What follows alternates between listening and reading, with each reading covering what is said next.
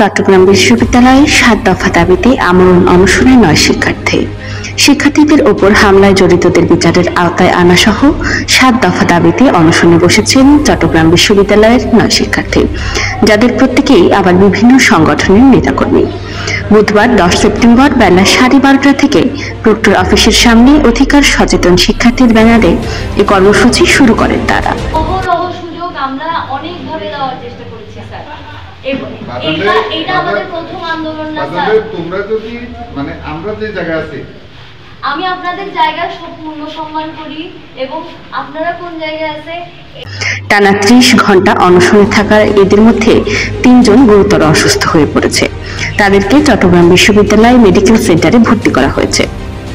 অনশনকারীদের দাবিগুলো হলো স্থানীয়দের সাথে শিক্ষার্থীদের সংঘর্ষে আহতদের তালিকা প্রকাশ ও উন্নত চিকিৎসা, নিরাপত্তাহীন অনাবাসিক শিক্ষার্থীদের জন্য মানসম্মত ভ্রাম্যমাণ আবাসন ব্যবস্থা, অবসানচ্যুত মালামাল উদ্ধারে কার্যকর উদ্যোগ, চিহ্নিত শিক্ষার্থীদের নিরাপত্তা নিশ্চিতকরণ, প্রকৃত অপরাধীদের বিচারের আওতায় আনা ও নিরাপরাধ এলাকাবাসীদের হয়রানি বন্ধ, দ্বন্দ্ব নিরসনে অন্তর্ভুক্তিমূলক সমন্বয় কমিটি গঠন ও ৩ মাস পর পর বৈঠক করা, সিন্ডিকেট কর্তৃক গৃহীত সিদ্ধান্ত এবং নিরাপদ ক্যাম্পাসের রোডম্যাপ প্রকাশ ও বাস্তবায়ন করা, শিক্ষার্থী আহত হওয়ার ঘটনায় প্রকাশ্যে ক্ষমা চেয়ে প্রক্টরিয়াল বডির পদত্যাগ।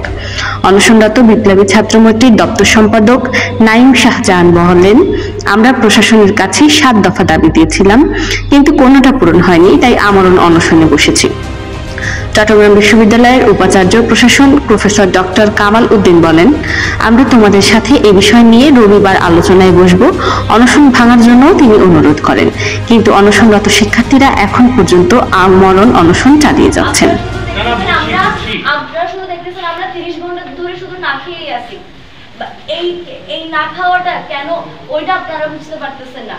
আমরা শুধু ৩০ ঘন্টা ধরে না খেয়ে নাই, যেই দিন থেকে সংঘর্ষ হয়েছে সেই দিন থেকে আমাদের সবার রাত দিনের ঘুম হারাম হয়ে গেছে।